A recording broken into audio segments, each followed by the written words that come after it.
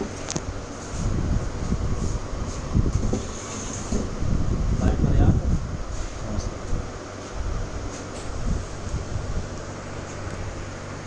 Morning students. आज हम ये पेयर ऑफ वर्ड्स में आगे देखेंगे। नेक्स्ट वर्ड है हमारा पीस।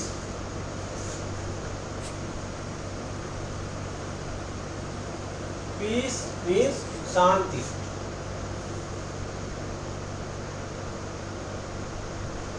और इससे मिलता जुलता शब्द है पीस।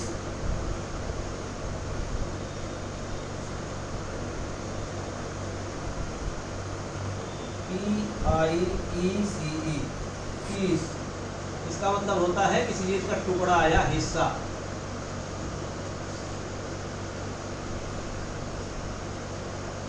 टुकड़ा,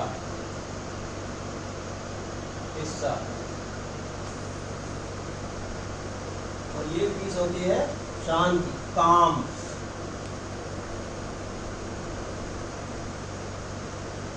quite,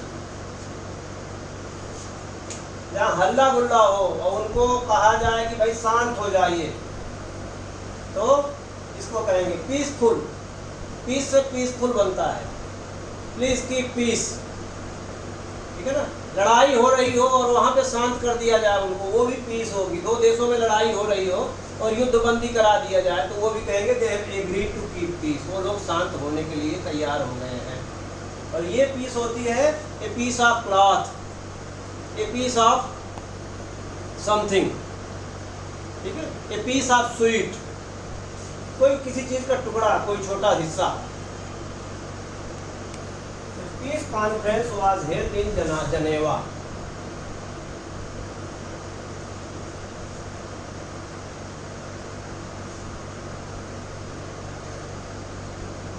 a piece conference was held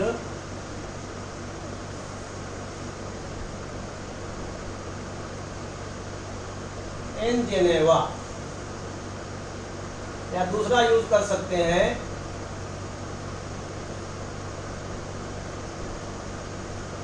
A peace march was organized to quell riots। दंगों को शांत करने के लिए एक शांति मार्च आयोजित किया गया।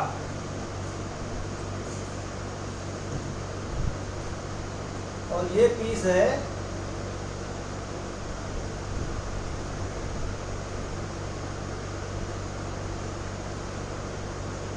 I purchased a piece of cloth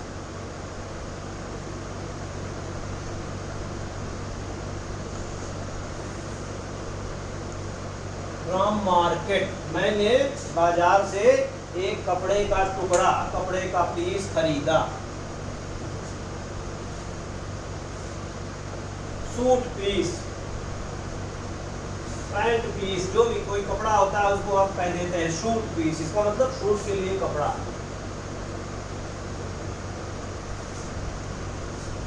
अगला शब्द है रीन।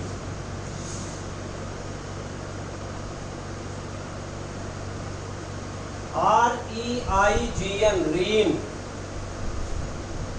और दूसरा शब्द है इससे मिलता जुलता rain.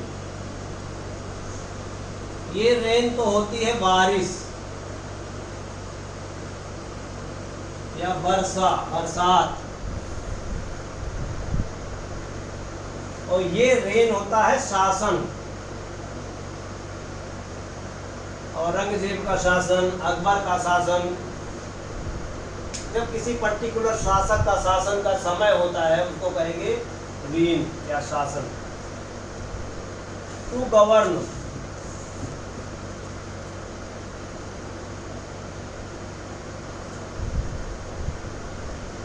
Akbar the Great brought about many reforms during his reign।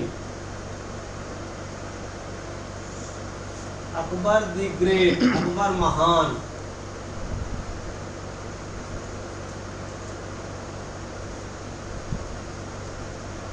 brought about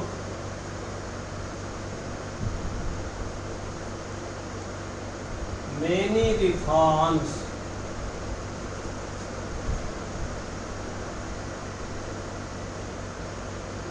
during his reign.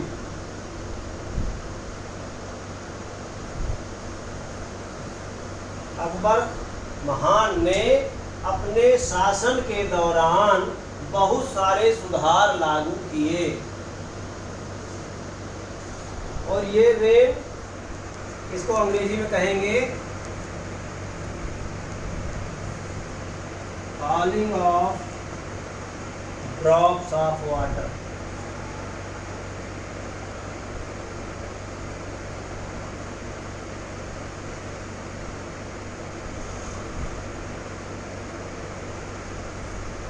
From the clouds।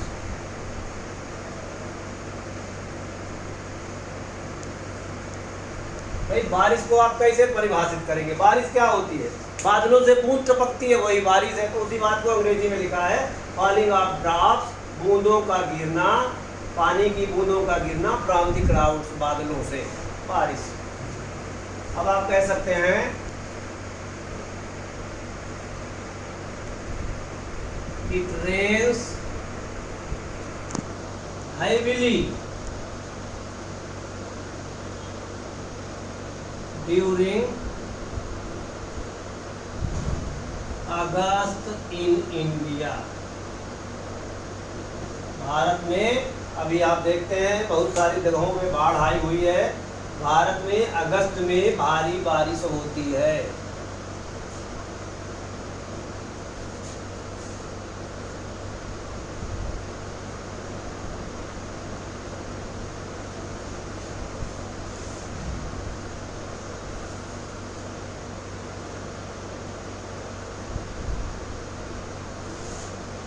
Rational,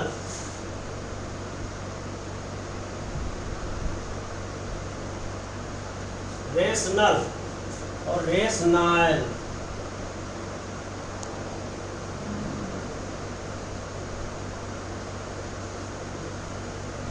अब इसमें देखिए रेशनल, रेशनैल,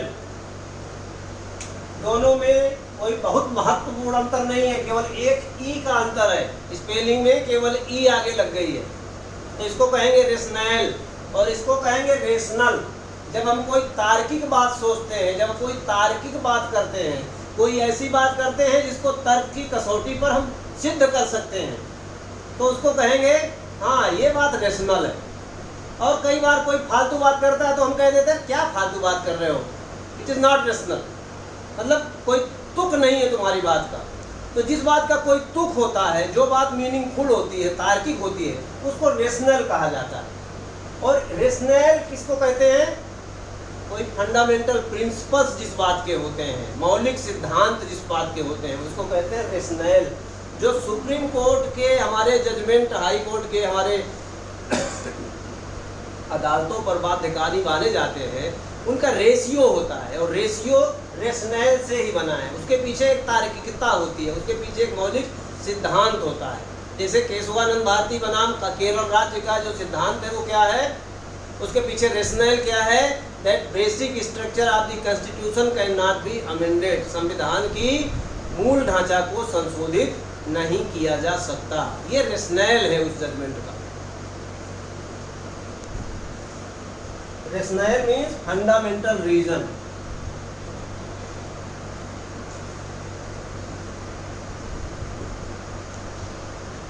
मौलिक तर्क, मौलिक तर्क या मूलभूत सिद्धांत, फंडामेंटल रीजन। और ये होता है लॉजिकल, तार्किक, based on reason.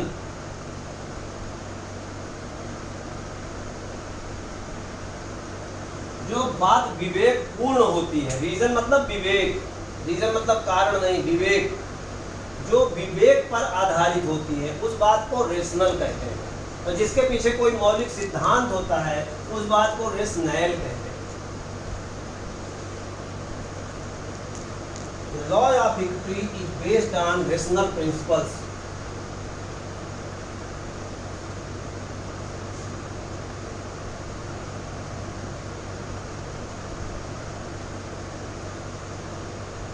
Based on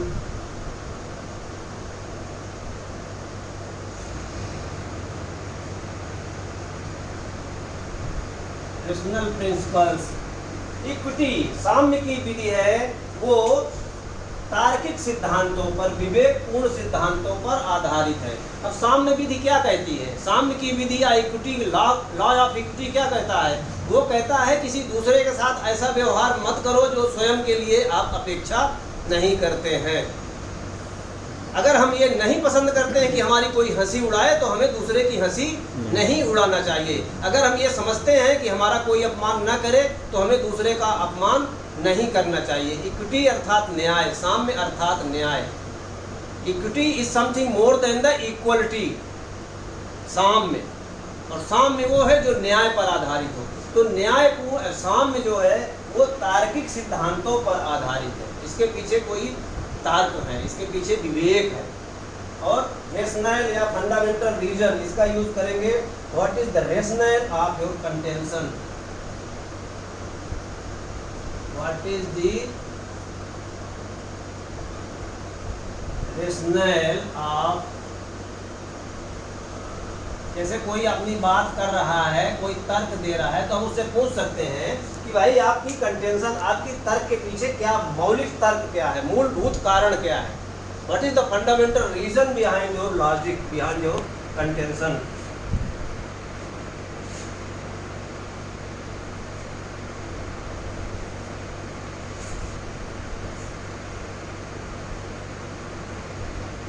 refuse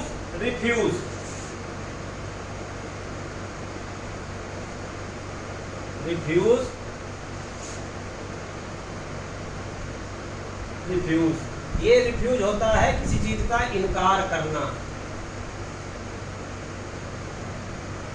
मना करना।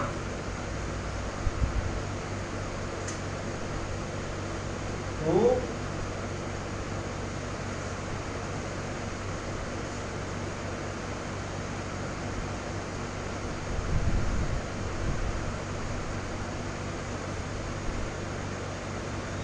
से नो। और ये रिफ्यूज का मतलब एक और होता है रबिश, वेस्ट मटेरियल।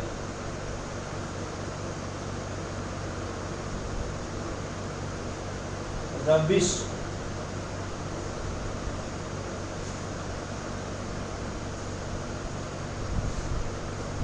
जो गंदगी कहीं से निकलती हो, कोई वेस्ट चीज निकलती हो, उसको भी रिफ्यूज कहते हैं। और किसी बात को मना करना, उसको भी रिफ्यूज कहते हैं। जैसे आपने किसी को कहा और उसने कहा नहीं मैं नहीं करता हूँ, मुझे नहीं चाहिए। आपने कहा मैं आपका प्लाट खरीदना चाहता हूँ, उसने कहा नहीं मुझे नहीं बेचना। उसने रिफ्यूज कर दिया, उसने इनकार कर दिया। तो इनकार करना भी रिफ्यूज होता है, ठीक है। ये रिफ्यूज होता है रिफ्यूजी वाला, जो रिफ्यूज मतलब जो शरण देता है, शरण में जाता है, उस वाला रिफ्यूज है। शेल्टर और प्रोटेक्शन,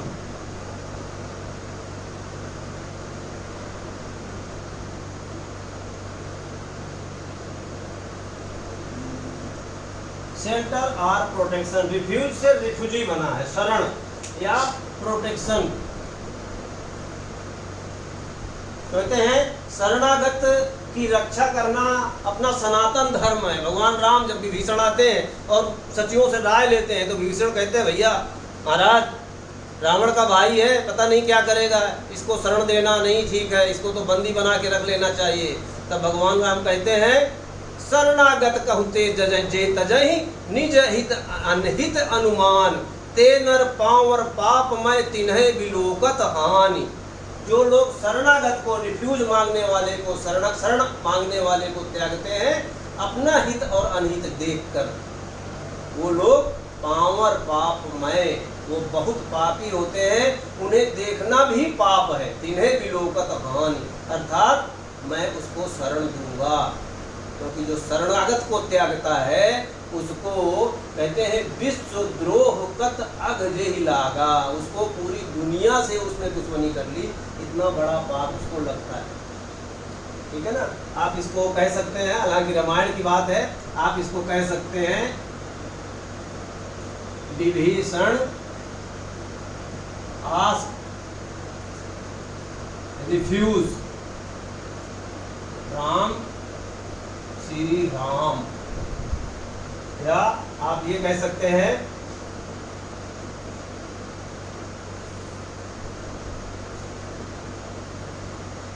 दलाई लामा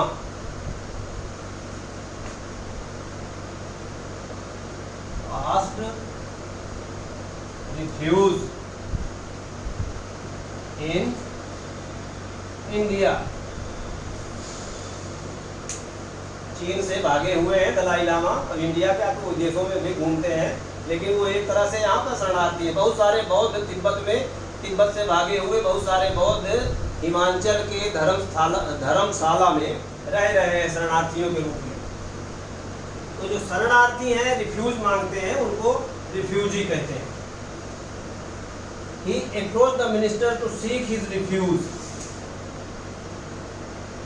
दूसरा यूज है he approached the minister to seek his refuge। उसने मिनिस्टर से रिफ्यूज या शरण के लिए प्रार्थना की।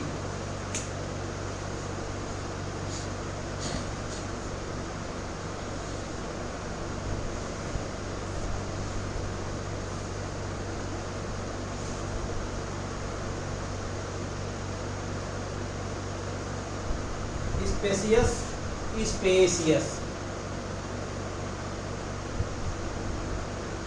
स्पेसियस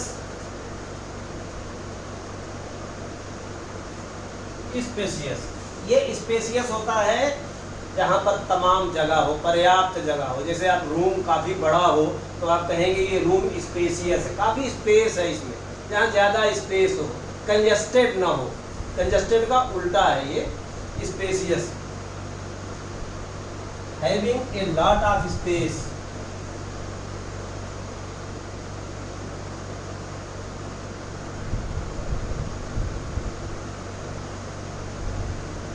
लॉट ऑफ स्पेस, विस्तृत या लंबा चौड़ा।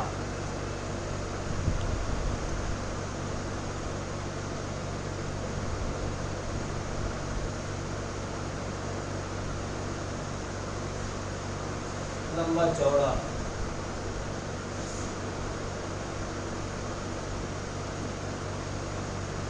Our college has spacious classrooms। हमारे महाविद्यालय में बड़े बड़े विस्तृत कक्ष हैं, कक्षा कक्ष हैं। स्पेसियस क्लासरूम्स, ये होता है स्पेसियस। स्पेसियस मीन्स ऊपरी तौर से सही।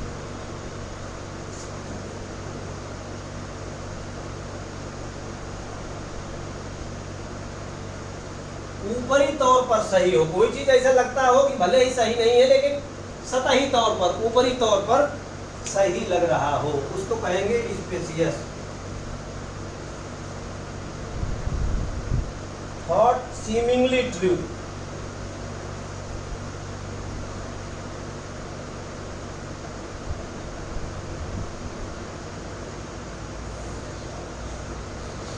जो मतलब देखने में, सीमिंगली मतलब दिखता हो कि हाँ सही होगा, ठीक है, ऐसा देखने में लगे, उसको कहेंगे स्पेसियस, ऊपरी तौर पर सही। He gave her a spacious reason for coming home late।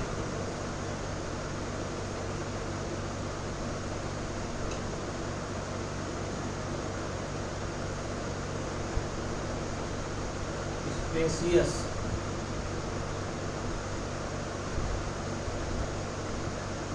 और